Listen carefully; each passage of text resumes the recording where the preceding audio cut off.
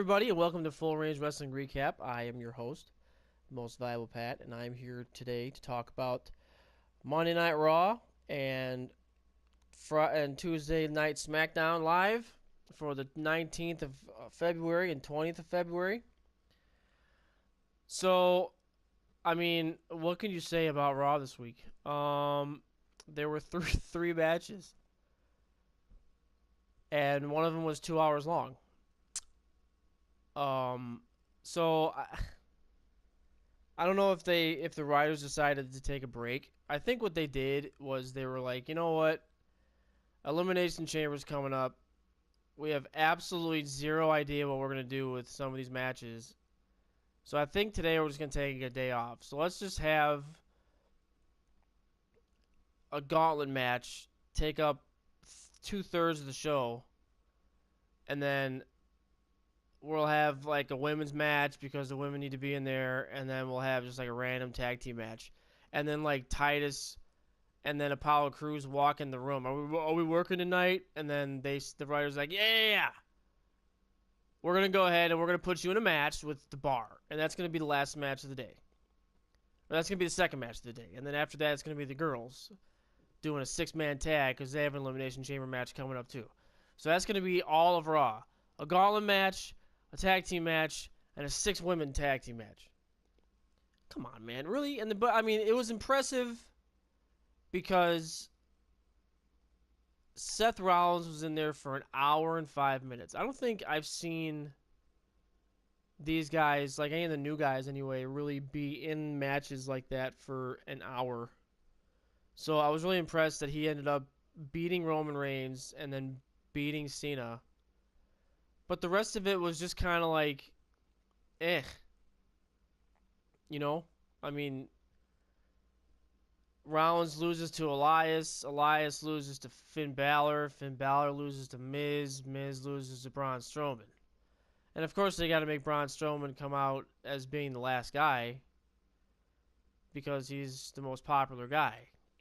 And the cool part is they're going to have 7 people in the Elimination Chamber this weekend, which is, I think, going to be pretty cool. We start off the Chamber as a triple threat match, and then you have the 4 guys sitting in the cages. I think it's actually going to be pretty neat. I'm actually really excited to watch this pay-per-view this week. I'm happy to watch it. I like the Elimination Chamber pay-per-view. It's a fun pay-per-view. It's one of my favorites for the whole year. This will hopefully set up a whole lot of things for WrestleMania. There's so much speculation rolling around these days that Roman's going to win and he's going to fight Brock Lesnar at WrestleMania. I don't really understand the point of having that happen because, okay, we've seen Cena versus Brock Lesnar twice, I believe. We've seen Roman versus Brock Lesnar. You're not going to put Miz against Brock Lesnar at WrestleMania because he'll just ruin it. So, what do you got left? You got Finn, Seth, and Strowman. Right? So any 3 of those guys, each one of those guys has a good shot of actually having a great match against Lesnar. Even if Lesnar wins the match, he still has a great shot of actually having a really good match against Lesnar. All of them do. But I guarantee it that this is going to be Roman's day. He's going to win the freaking chamber match and go on to fight Brock at WrestleMania. You guys just wait and see. And I think they're talking about having Braun go up against Miz for the Intercontinental Championship, which I think would be kind of cool. I wouldn't mind seeing that. I think he's ready to win the World Championship, but as far as them letting him do it, I don't know. I don't think that. I think Vince is so in love with Roman Reigns that he's just gonna let him win everything, which is stupid. But again, if he wins at WrestleMania, it'll actually make the title relevant again, and it'll actually be okay. So I don't think it would really be that big of a deal if that actually happened. But I do really, really want to give kudos to Seth Rollins for being in that match for an hour and 5 minutes. You know what I mean? With his knee history, being hurt, he really impressed me a lot when it came to doing that. That's fantastic. I'm really happy for him that he did that. So kudos to him. Everybody gave him a standing ovation at the end of his match, and it was great. The other matches were Titus Worldwide versus the Bar, which is again a good match, but Titus Worldwide ended up winning the match afterwards, which is pretty cool. And then it was a six-man six-woman tag team match. I can't talk. Where it was Sasha, Bailey, and Mickey versus Sonya Deville, Mandy Rose, and Alexa Bliss. And of course, they're putting Absolution to be this powerhouse, and they end up, doing their thing, and uh, Sasha, Bailey, and Mickey James pick up the victory. But then they turn on Alexa Bliss. Absolution does. They turn on Alexa Bliss, and that's pretty much that. So, still on the whole Nia Jax thing, not being in the Rumble, not being in the Elimination Chamber, I think is stupid. It doesn't make any sense. I don't like it, but we'll see how she does when she fights against Asuka. Hopefully, they get her into WrestleMania somehow, some way. Um, But that was pretty much everything that happened on SmackDown this week. It wasn't a very long. It was a 3-hour show, but it seemed like it was shorter because there wasn't anything that really happened except for 3 matches. So I think it's still kind of they're still kind of not knowing what to do about Elimination Chamber, and they're like, oh shit, we have a Raw to do before Elimination Chamber, so we better do something. So they decide, well, let's just do a gauntlet match with all 7 participants in the chamber, and then we're going to be done. That's going to take up 2/3 of the match anyway, or 2/3 of the night anyway. So I mean, why not just throw that on there? But it's okay. I didn't really mind it too much. I'm gonna move on to SmackDown here because that was pretty much everything that happened on Raw. A lot of good matches tonight on Raw or on SmackDown. Actually, AJ Styles comes out and starts talking about him having the Fatal 5-Way at Fastlane and how his odds are not very good. And then Baron Corbin comes out and he's like, you never beat me, and, now we're going to have, you can't beat me, and now I'm going to take your championship and all that kind of stuff. But then they had then Dolph Ziggler comes out with Kevin Owens and all that kind of stuff, and so they had a match.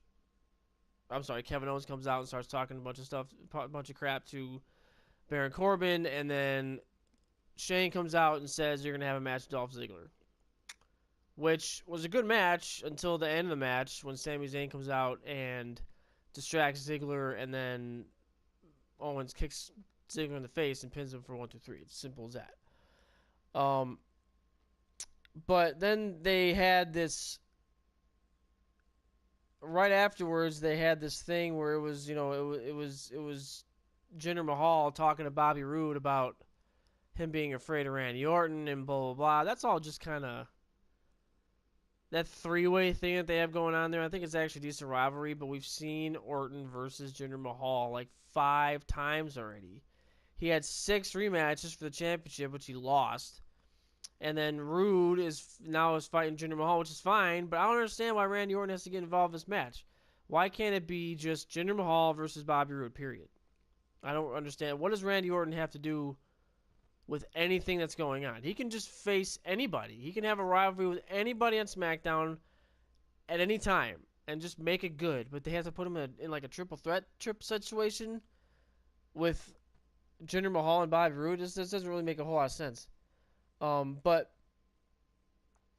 they also had Charlotte Flair and Naomi and Becky Lynch versus the Riot Squad. And Riot Squad, it's the same shit, man. It's the same stuff as it was on Raw. They make these girls look like they're the best things to come out of women's wrestling in like 30 years, and they end up winning the match and beating Charlotte Flair and Becky Lynch, and they have a celebration afterwards, and then it's announced that Charlotte's going to be fighting against Ruby Riott at Fastlane for the championship, which I think would be a good match. But I mean, it's the same old song and dance. It's the same crap that happened on Raw. 3 girls versus Absolution, 3 girls versus Riot Squad. It's the same crap. It's like if you watch Raw, you know exactly what's going to happen on SmackDown when it comes to the girls division because that's all they talk about. It's freaking dumb. It makes no sense. They had a number one contenders match for the tag team championships where it was New Day versus Shelton Benjamin, Chad Gable, and New Day ended up winning. So that's good. We get to see Usos and New Day again for the 15th time.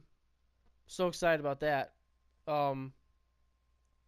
They have to start putting out the Bludgeon Brothers fighting Usos for tag team championships. I don't know when they're going to start doing that. Hopefully they do it after Fastlane.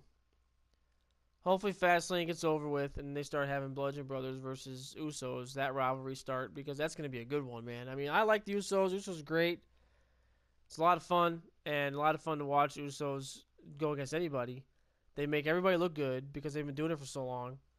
But to see them going against the Bludgeon Brothers, that's going to be freaking amazing. I can't wait to see that rivalry. I really can't wait. It's going to be good. So hopefully it all comes to a head at WrestleMania. That'd be great. And then, the final match was AJ Styles versus Baron Corbin, which was a phenomenal match. Absolutely fantastic. These two guys really know what they're doing. Baron Corbin is such a great wrestler. I mean, AJ Styles makes anybody look good, but Baron Corbin really knows how to hold his own. He's really something, man. He's something. I like him a lot. I like his attitude. I like the way that he talks to everybody. He's kind of like he's not an anti-hero, but he doesn't like anybody. Good guy or face heel, he doesn't like anybody. So it doesn't really, I like that a lot. And that's just something that's really makes a lot of sense to have. But the AJ ended up winning the match, and then Sami Zayn and Kevin Owens come out and beat up on AJ Styles, and then Baron Corbin ends up beating up on Sami Zayn and Kevin Owens. And that was pretty much the end of SmackDown. So that was pretty much everything that happened this week on Raw and SmackDown. It was a decent show. Raw was a decent show because of that gauntlet match, but it was just too damn long. And SmackDown show had all good quality matches. They were talking a lot on SmackDown. They had about maybe 10 minutes of talking when AJ Styles was in the ring, 10, 15 minutes-ish around when AJ Styles was in the ring, and then they had another 5 to 10 minutes of Jinder Mahal talking to Bobby Roode. So that was kind of like but the quality matches are always good quality matches on SmackDown because they have AJ and they have Kevin Owens and Sammy and they have all these different and the tag team division. The tag team division on SmackDown is a million times better than the tag team division on Raw. No questions asked. I hate the tag team division on Raw because it's like now it seems to me it's only Titus Worldwide and the Bar. That's it on Raw. I can't think of anybody else off the top of my head. I can't think of anybody else. And name another tag team on Raw. Put that down in the comment section. Name another good tag team on Raw. Put that down in the comment section because I want to know because I can't think of one. I can't think of one. So there's no good tag teams on SmackDown or on Raw anymore. And all the good ones are on SmackDown. Usos, New Day, Bludgeon Brothers, Chad Gable, and Shelton Benjamin. Those are 4 solid tag teams right there. You know what I mean? It's unbelievable why one of them doesn't go over to Raw, but whatever. So that was SmackDown, and that was gonna be our Raw and SmackDown recap for the week. We'll go into rumors. Rumor mills. What's going on in the rumor mills? They're talking about having another draft in May, which is supposedly around the time they're supposed to have dual pay-per-views. They're all going to be dual brand from now on, and they're going to be from Raw and SmackDown doing dual brand pay-per-views from now on. Which now this is another rumor that was flying around that you know how most pay-per-view or all the pay-per-views pretty much except for the big four pay-per-views are 3 hours long, and the big four pay-per-views Mania, Rumble, SmackDown, or Mania, Rumble, SummerSlam, and Survivor Series are all 4 hours. Well, now when they're saying that when they start doing this dual brand stuff, that the regular pay-per-views are going to be 4 hours long, and the big four pay-per-views are going to be 5 hours long. That's too much wrestling for me, man. I can't watch 5 hours of wrestling. I mean, maybe a Rumble, but that's it. I can't watch 5 hours of Mania. I can't watch 5 hours of SummerSlam. Maybe 5 hours of Survivor Series. They actually have some decent matches. They actually have a rivalry with Raw and SmackDown in Survivor Series, so maybe, yeah. But Mania and SummerSlam, no. I can't watch 5 hours of that. 4 hours is too much. Watching 4 hours of Mania and SummerSlam is too much. I don't like that at all. Ronda Rousey's, this is a good one. Ronda Rousey's contract signing was added to the Elimination Chamber because they had low ticket sales. So that's pretty funny. Big Cass is working out. Working out with his leg. He's walking without any assistance. So he looks like he's going to be on the comeback trail pretty soon. So I'm excited for him. I can't wait to see him come back. They're going to have multiple main events at Elimination Chamber because they want to keep the fans guessing about what's going to happen at Fastlane or after Fastlane and Elimination Chamber. Like, we all don't know that AJ's going to win and that Roman's going to win. Come on. And then Alexa Bliss is going to win. And then Asuka's going to win. Come on. Really? I mean, I just told you what's going to happen in all the matches in Fastlane and Elimination Chamber. Right there. Roman's going to win. Write this down. Roman's going to win. Asuka's going to win. Alexa's going to win. And AJ's going to win. There's your freaking stuff at the end of all the paper, at the end of Fastlane and Elimination Chamber. There are your results right there. I mean, it's crazy. And they were talking about Seth Rollins versus Kurt Angle at WrestleMania, which might be pretty cool. Dean Ambrose is spotted in Alabama this week, probably for his checkup on his injury. So I hope that he is doing well, and hopefully he's recovering nicely. I like him, so hopefully he's gonna be back soon. Jason Jordan will be ready, I think, to come back before WrestleMania. They were talking about him coming back before WrestleMania, but he doesn't want to put him in a rivalry with anybody because they don't know for sure whether or not he's going to be able to come back or not, so they didn't want to put him in anything. Mojo Rawley just re-signed a contract with WWE, which is great because I like him too. What else we got here? They're trying to book a pay-per-view in Australia, which is pretty cool. They have it's a what's it called? Adelaide, Australia, or something like that. And they're trying to do a pay-per-view in Australia, which I think would be great because they've never done that before. And finally, they changed the name of Apollo Crews to Apollo now. Now it's just one name guy. Guess whose idea that was? 3 guesses. I knew whose idea that was. Oz was saying that Alexa Bliss is going to retain the championship. I just told you that. And yeah, now this is something I found really interesting. I found all these rumors on cageside.com or cagesidesteats.com, by the way. All these rumors are all on their site. Check out their site. It's a really cool site. I go there all the time and check out little rumors that are going around. They have new ones every single day. I love the site. It's great. We'll have a link down in the description where you can go check these out. But the mid-card wrestlers are getting half of what they made in 2010. Right now. They're getting half, which I think is an insult. So, those are the rumors for the day, or for the week, I should say, of this week. And that's pretty much everything that happened during wrestling this week. So, I'm excited for the Elimination Chamber this week. This is going to be a good Elimination Chamber. I think they have a lot of good talented wrestlers in this match. It's going to be a lot of fun. A lot of fun to watch. We'll talk about it next week on Wednesday. We'll talk about it. And it'll probably be a little bit longer episode because it's a pay-per-view. So we'll talk about the whole pay-per-view. But I want to hear your guys' predictions on what's going to happen at the pay-per-view at Elimination Chamber. I want you to tell me who you want to see win the Elimination Chamber and why you want to see them win the Elimination Chamber, who you want to see fight against Brock at WrestleMania, what's going to happen in the Women's Championship match. Please put all that stuff down in the comment section. Any questions you might have also. I forgot to mention that last week. I apologize for that. But please ask any questions that you might have.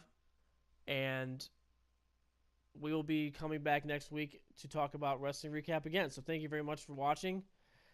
Appreciate it a lot. Have a great day. And please don't forget to always enjoy. Please don't forget to like, share, and subscribe this video. And subscribe to our YouTube channel. We do gaming all the time. Always on Twitch and on YouTube. I do it pretty much every day. I go on twitch.tv/fullrangemedia pretty much every day. Play multiple things. Fortnite, Monster Hunter, Kingdom Come, which sucks.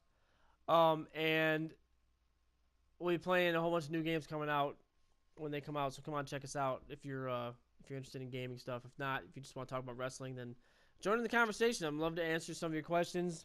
Love to hear some of your comments and read what you guys have to talk about. And if you have a topic you want me to talk about next week, please put that also in the comments too. And I'll be more than happy to talk about it. So thank you very much for watching again. Appreciate it. Have a great night. And please don't forget to always enjoy. All right, bye, guys.